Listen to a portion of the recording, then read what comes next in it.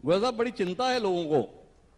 ये निजी विश्वविद्यालय पूरे देश में, प्रदेश में ही नहीं, जितनी बड़ी संख्या में खुल रहे हैं और इनसे लगातार डिग्री लेकर लोग निकल रहे हैं, इनकी प्रामाणिकता और इनकी गुणवत्ता को लेकर सवाल उठते हैं।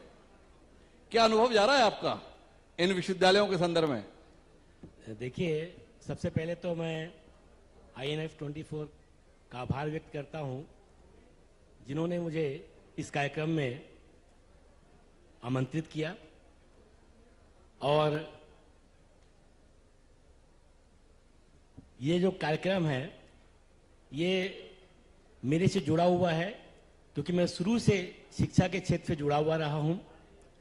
20 साल कॉलेज में प्रोफेसर था, उसके बाद माध्यमिक शिक्षा मंडल में डिप्टी सेक्रेटरी, व्यापक में कंट्रोलर, माध्यमिक शिक्षा मंडल में सेक्रेटरी भी रहा। अब जो जिम्मेदारी दी गई है वो भी एक शिक्षा के क्षेत्र से जुड़ी हुई है। जो निजी विश्वविद्यालय हैं,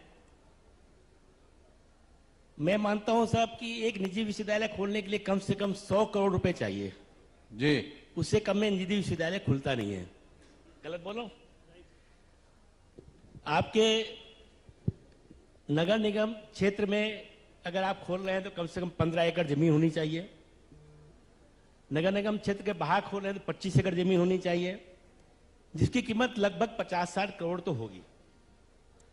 उसके बाद 1 लाख कम से कम कंस्ट्रक्शन होना चाहिए, जिसपे 20 करोड़ रुपए, 25 करोड़ रुपए के आसपास लगेगा। उसके बाद फिर आपको इंफ्रास्ट्रक्चर चाहिए, टेबल, कुर्सी, लैब, कुल मिलाकर 5 करोड़ रुपए आपको विनियामक आयोग के पास में जमा भी करना पड़ता है।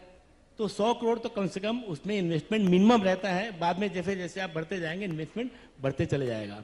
उसके बाद भी प्राइवेट यूनिवर्सिटीज खुल रही हैं, तो निश्चित रूप से ये है कि वो कुछ न कुछ प्रॉफिट के हिसाब से दिमाग में रख के खोलना चाह रहे हैं कि कुछ में कमाया जाएगा जी। पूरी तरह से कोई समाज सेवा के लिए नहीं खोल रहे हैं।